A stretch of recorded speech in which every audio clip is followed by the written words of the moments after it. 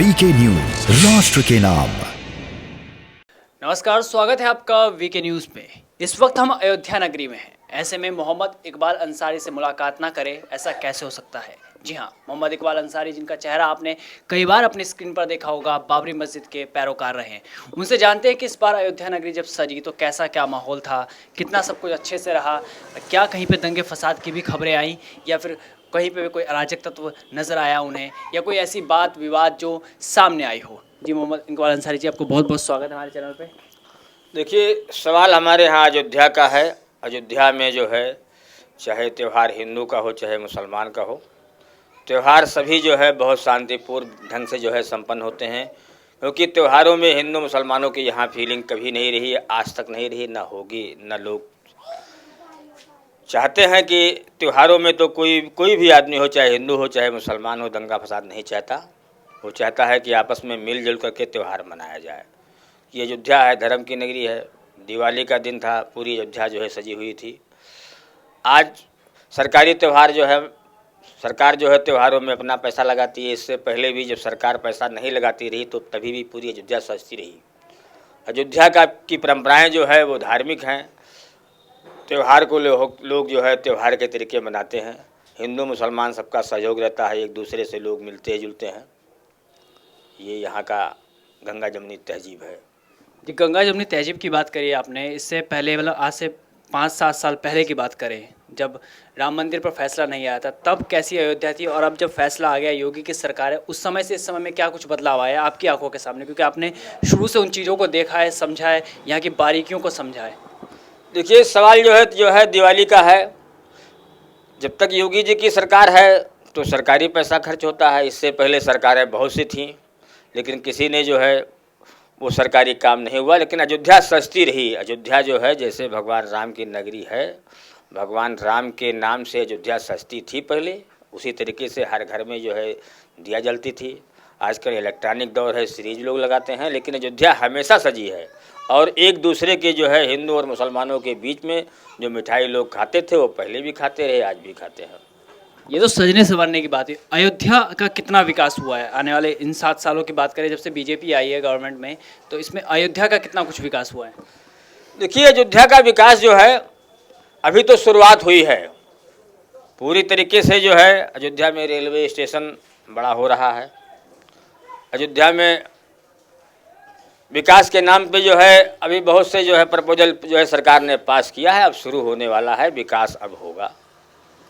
अब जैसे चुनाव भी आने वाले समय में 2022 के चुनाव पर सभी राजनीतिक पार्टियां लग चुके हैं काम में। अभी हाल ही में सपा प्रमुख जो अखिलेश यादव है, उन्होंने जिन्ना को लेकर एक बयान दिया था। तो क्या आपको लगता है कि इससे कुछ फ़र्क पड़ेगा मुस्लिम वोटरों में। देखिए, सवाल जहाँ तक वोट का है, और राजनीतिक पार्टियाँ अपनी अपनी बात जो है करती रहती हैं। हर पार्टी एक दूसरे की कमी निकालती रहती है। हमारा एक जो है, हम जिस मजहब को मानने वाले हैं, जिस पार्टी को मानने वाले हैं, हम पार्टी की बुराई नहीं करना चाहते, न पार्टी की बुराई करते। हम काम चाहते हैं कि लोग जो है, जनता जो है वो सरकारों से काम की बात करे कि हमारे मोहल्ले में बिजली नहीं है, हमारे मोहल्ले में सड़क नहीं है, हमारे मोहल्ले में लाइट नहीं है, हमारे मोहल्ले में नाली नहीं है। इस बार के चुनाव में जैसे अभी अखिलेश यादव ने जिन्ना की एंट्री दी थी, इस बार के चुनाव में ओवैसी भी कूद पड़े हैं। असदुद्दीन ओवैसी अपनी पार्टी लेकर आ चुके हैं, वो भी अपना पतंग लहराना चाहते हैं। तो क्या कुछ फ़र्क पड़ेगा अयोध्या में मुस्लिम वोटरों के अंदर। देखिए, अभी तो वक्त बतावेगा भाई। हम तो साफ इस जो है कहना चाहते हैं कि हर पार्टियां अपनी अपनी बात और अपनी अपनी काम की बात लोग रखेंगे, और तरह तरह के लोग बुराई करेंगे, तरह तरह के लोग आवेंगे। ये अयोध्या है। जो अच्छा काम करेगा, हमारा तो साफ शब्दों में कहना है कि अयोध्या का विकास हो चाहे उत्तर प्रदेश का विकास हो, काम बोलता है। जिन्होंने काम किया है उसकी सरकार बनेगी। सवाल ये भी कि इस टाइम जैसे राम मंदिर की हर जगह चर्चा है, पूरे विश्व में चर्चा है कि राम मंदिर, बाबरी मस्जिद को लेकर जो नई मस्जिद जो बनाई गई है, ज़मीनें लॉट कर दिया गया, वहाँ पर क्या कुछ हो रहा है, कितना काम हो चुका है अभी तक।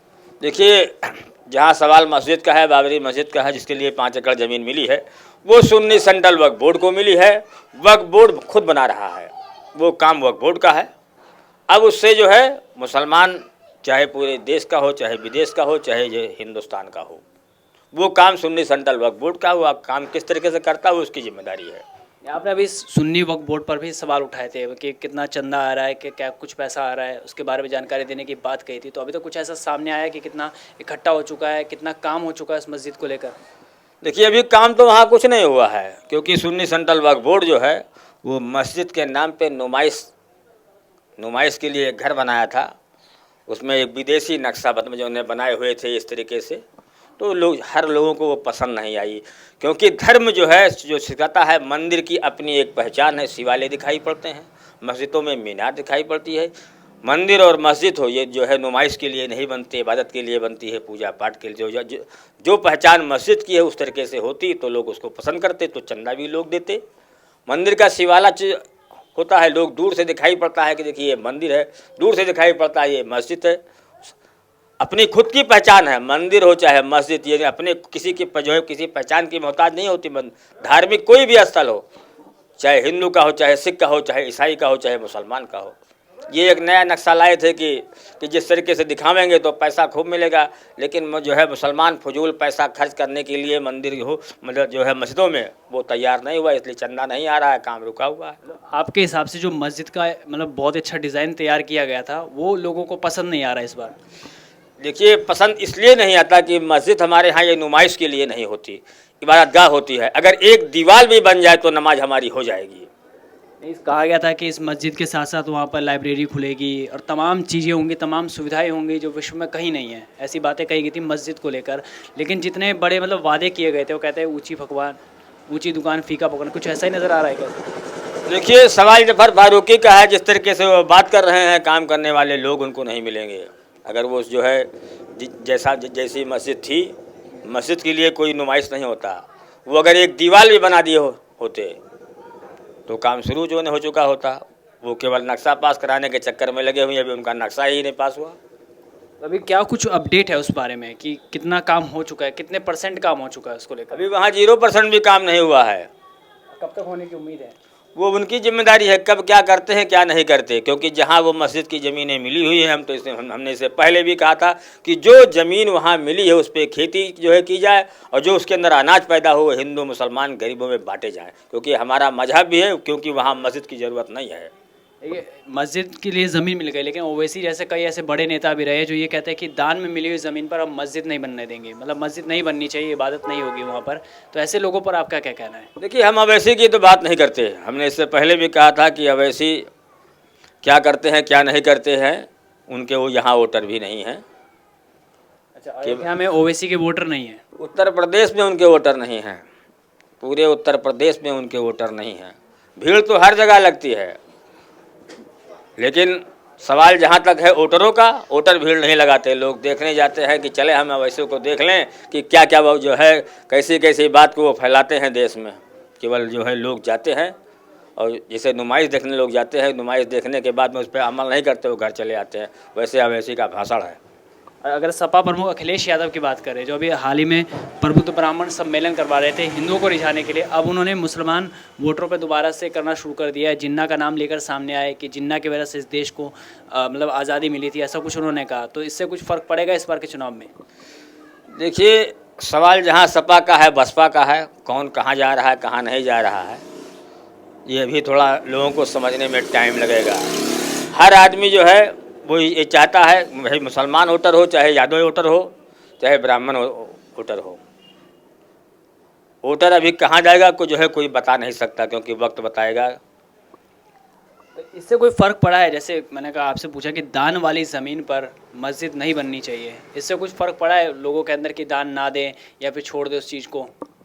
देखिए सवाल यहाँ हमने इससे पहले भी कहा कि अवैसी बहुत कुछ कहते हैं, लेकिन उनकी बात पे लोग अमल नहीं करते। जहाँ ज़मीन मिली है वहाँ ऑलरेडी जो है 22 मस्जिदें हैं, वहाँ मस्जिद की ज़रूरत भी नहीं है। मस्जिद की वहाँ ज़रूरत भी नहीं है, क्योंकि अगर मस्जिद में जो है नमाजी नहीं होंगे, खाली नहीं होगी, तो हमारे यहाँ जैसे एक पाप लगता है कि अगर लोग मस्जिदें बनी हुई हैं और खाली हैं। मस्जिद उतनी बड़ी होनी चाहिए, आबादी के हिसाब से होनी चाहिए, ना कि मस्जिद को इतनी ज़रूरत से ज़्यादा बड़ी बनाई जाए ना छोटी बनाई जाए। जहाँ जिस मोहल्ले में जितने लोग नमाजी हों उतनी बड़ी मस्जिद होना चाहिए। ये हमारा इस्लाम मजहब है। तो ये थे हमारे साथ बाबरी मस्जिद के पैरोकार इकबाल अंसारी। इन्होंने काफ़ी कुछ जानकारी बताई बाबरी मस्जिद के बारे में, अयोध्या के चुनावी माहौल के बारे में। तो आप भी बने रहिए वीके न्यूज़ के साथ। नमस्कार। ये है ड्रीम मीडिया नेटवर्क और आप देख रहे हैं देश का पहला 24/7 digital news channel VK news, राष्ट्र के नाम।